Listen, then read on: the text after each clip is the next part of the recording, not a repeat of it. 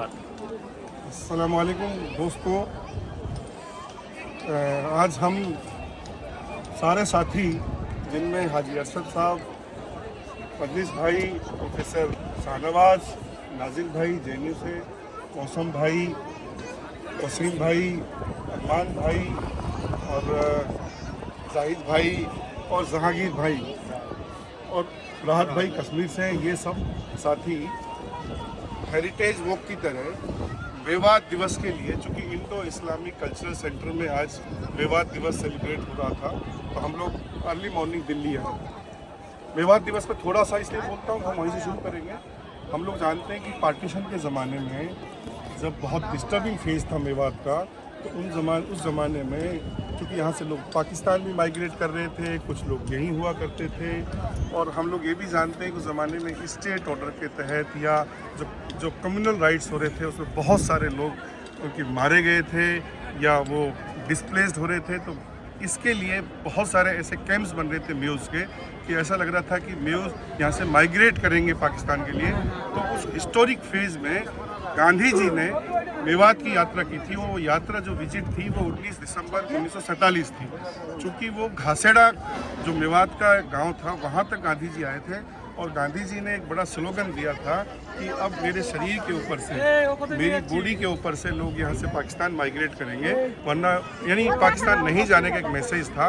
और उसी के इम्पोर्टेंस के लिए हम सब मेवातवासी उसे मेवात दिवस के रूप में सेलिब्रेट करते हैं। साथियों, हम उसी के लिए यहाँ आए, लेकिन हमारी चूँकि पहली विज़िट, हम लोग सुबह यहाँ जल्दी आ गए थे, ये थोड़ा लेट खुलता है, तो हम जामा मस्जिद यहाँ पहुँचे साथियों के साथ। हम जानते हैं कि मुग़लों के जितना स्ट्रॉन्ग जो शासन था उसमें अगर हम शाहजहाँ की बात करें तो शाहजहाँ के लिए कहा जाता है कि जैसे रोम को कभी ऑगस्टस ने ईंटों से, लाल बलुआ पत्थरों से पाया था और संगमरमर का बना के चले गए थे, वैसे ही शाहजहाँ के लिए कहा जाता है कि उन्होंने जो इमारतें बनाई, मुग़लों की इमारतों को उन्होंने संगमरमर से बनाया और इतना स्ट्रॉन्ग बनाया कि अगर रेड सैंड स्टोन भी यूज़ किया, लाल बलुआ पत्थर भी यूज़ किया, तो वो बहुत हिस्टोरिक है। तो साथियों, मैं चूँकि हम अभी यहाँ जामा मस्जिद, दिल्ली का जो शाहजहानाबाद का इलाका था जिसे हम पुरानी दिल्ली कहते हैं, वहाँ आए हुए हैं और जामा मस्जिद के बारे में थोड़ी चर्चा करते हैं। हम लोग जानते हैं साथियों कि 1948 में शाहजहानाबाद जो दिल्ली का 7वां शहर था, ये शाहजहाँ ने बनवाया था। और जब ये शहर उन्होंने बना के तैयार हो गया था तो राजधानी यानी आगरा से पुरानी दिल्ली, जो ज़माने का शाहजहानाबाद था, उसको शिफ्ट वहाँ कर दिया गया। साथियों, जब वो शहर यहाँ और राजधानी भी यहाँ चेंज कर दी गई थी, तो ये माना जाता है कि ऐसा बताते हैं और ऐसा एक रिवायत मिलती है, ट्रेडिशन मिलता है कि ख्वाब की तामीर थी ये जामा मस्जिद बनना। और ये माना जाता है कि चूँकि ये जामा मस्जिद जितनी ऊंचाई पे बनी हुई है, तो इसकी एक फोकलोर भी चलती है कि उस ख्वाब में ये कहा गया था कि आपका जो सिंहासन है, जो मयूर सिंहासन की तरह जो लाल किले में था, उससे बहुत ऊपर ऊंचाई पर ये मस्जिद आप बनाएं। और ये जो मस्जिद बनी थी तो ये उस ज़माने की एक पहाड़ी हुआ करती थी, उस पर विशाल मस्जिद बनी।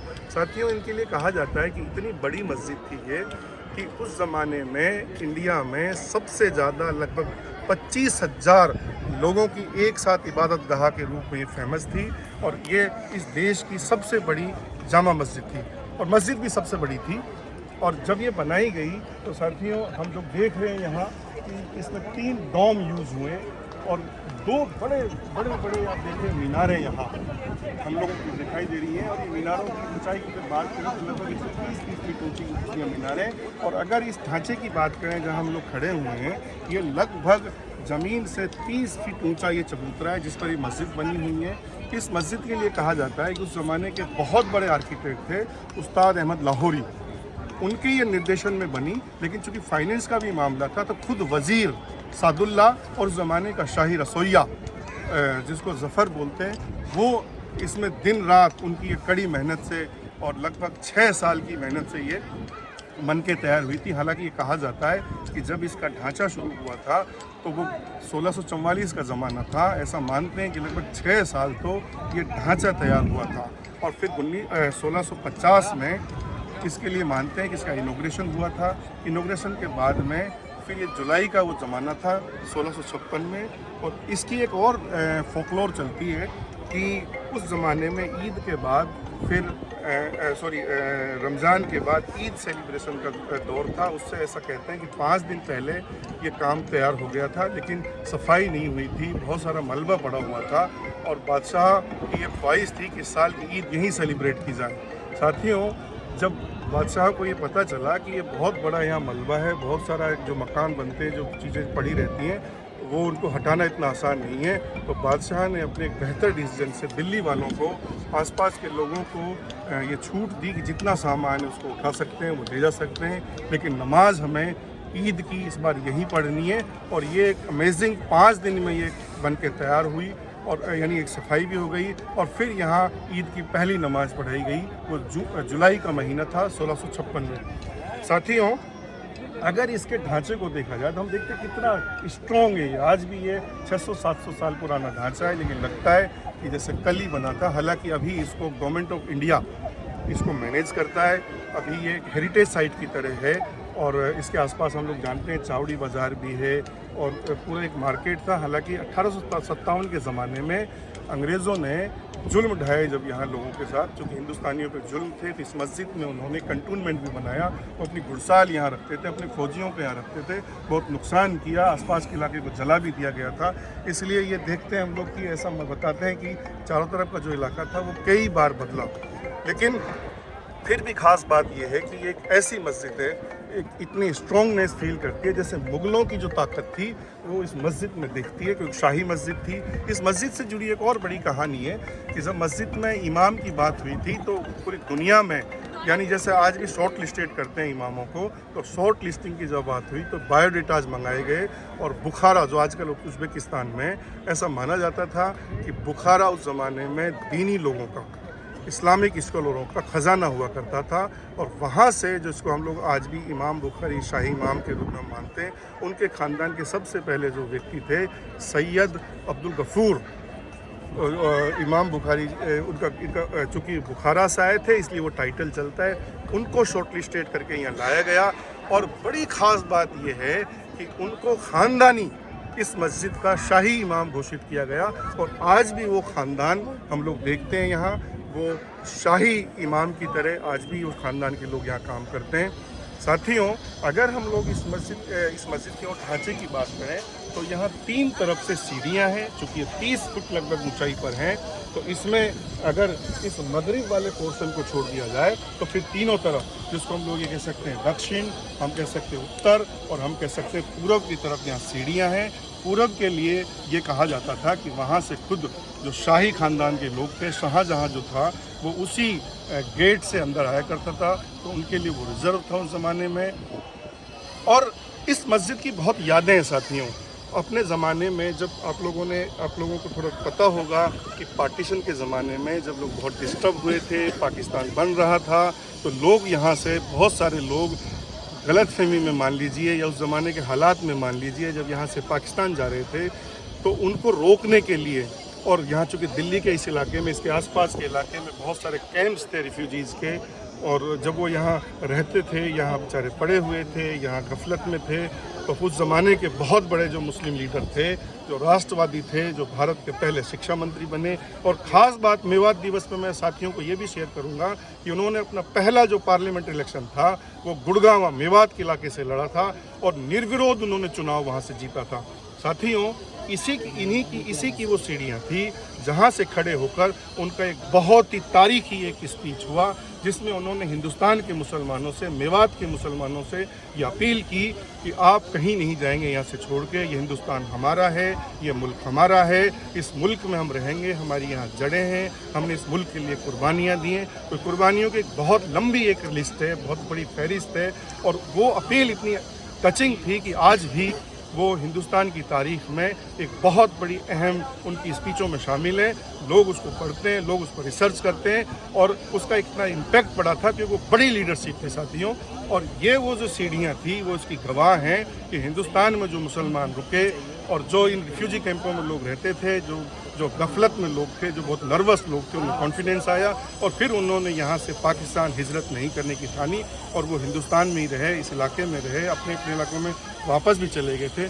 चूँकि मेवात दिवस है तो मैं आपको ये भी बता दूँ कि लगभग 2 लाख लोग यहाँ से चले भी गए थे, लेकिन ये भी पता चलता है कि कम से कम 3 लाख लोग जो कैंप्स में थे या जो इस दौर से गुजर रहे थे, वो वापस अबुल कलाम आज़ाद की जो स्पीच थी, तारीखी स्पीच थी, उसके प्रभाव से वापस अपने अपने इलाकों में गए। और फिर आज हम जो मेवात का या दूसरे इलाकों में जो लोगों को देखते हैं, जो बहुत राष्ट्रवादी हैं, जो बहुत अपने मेयार पे देश की तरक्की के लिए, अपने लोगों के लिए जो वर्क कर रहे हैं, शायद उसका बहुत इम्पैक्ट पड़ा। तो साथियों, हम साथियों के साथ यहाँ आए मिलने और इसको देखने आए, समझने आए। एक बहुत बड़ी हमारे लिए खुशनसीबी है कि एक इतना, और हाँ, ये भी मैं आपसे साथियों बताऊंगा, इसका जो स्थापत्य बना ये इंडो इस्लामिक शैली में, जो ज़माने की मुग़लों की अपनी एक शैली थी, उसमें इसका निर्माण हुआ। और इस शैली में हम देख सकते हैं कि इसमें जो रेड सैंडस्टोन यूज़ हुआ, लाल बलुआ पत्थर यूज़ किया है, वो राजस्थान के इलाके से यहाँ आया था, धौलपुर के इलाके से यहाँ आया था। कुछ पत्थर यहाँ से ईरान से भी इसमें पत्थर मिलते हैं हमको। इसमें संगमरमर सफ़ेद का यूज़ हुआ है, ब्लैक का यूज़ हुआ है। और देख सकते हैं कि अब कितना हिस्टोरिक लगता है ये इमारत हमको। साथियों, एक और ख़ास बात इस मस्जिद से जुड़ी हुई थी कि इस इलाके में, हिंदुस्तान में बाद में जो मस्जिदें बनी, जो जामा मस्जिदें बनी, हालांकि ये खुद जो मस्जिद थी साथियों, ये फतेहपुर सीकरी में जो अकबर ने जामा मस्जिद बनाई थी, उसके ढांचे पर ये मस्जिद बनाई गई थी। वो इसका आदर्श था, उसी के आधार, उसी के मॉडल पर ये बनाई गई थी। लेकिन बाद में जो जामा मस्जिद बनी या बाद में जो देश की ऐतिहासिक मस्जिदें बनी, उन मस्जिदों की प्रेरणा शायद इस बड़ी और विशाल और हिस्टोरिक जामा मस्जिद से मिली। इसलिए ये हमारे इतिहास से, मुग़लों के इतिहास से, देश के इतिहास से हमारे पूरी दुनिया में एक मैसेज है। हम लोग यहाँ आए, ये हमारी खुशनसीबी है। साथियों के साथ यहाँ हम लोग जो घूम रहे हैं, और अभी चूँकि government of India as heritage इसका कह सकते हैं कि इसकी देखभाल करती है। थोड़ी सी अभी कहीं कहीं ऐसा भी लगता है कि अभी और मरम्मत की सब की ज़रूरत है, वो साथ में चल रहा है। और मैं मेवात वासियों से, भाइयों से अपील करता हूं कि जब भी दिल्ली में आएँ, इस हिस्टोरिक जगह आएँ, इस इलाके में घूमें, क्योंकि यहीं चावड़ी बाज़ार है, यहीं चांदनी चौक है, सामने में ही हम लोग जानते हैं कि लगभग 1000 मीटर की डिस्टेंस पर लाल किला है, जो भी मुग़लों की, शाहजहाँ का एक बहुत बड़ा निर्माण था।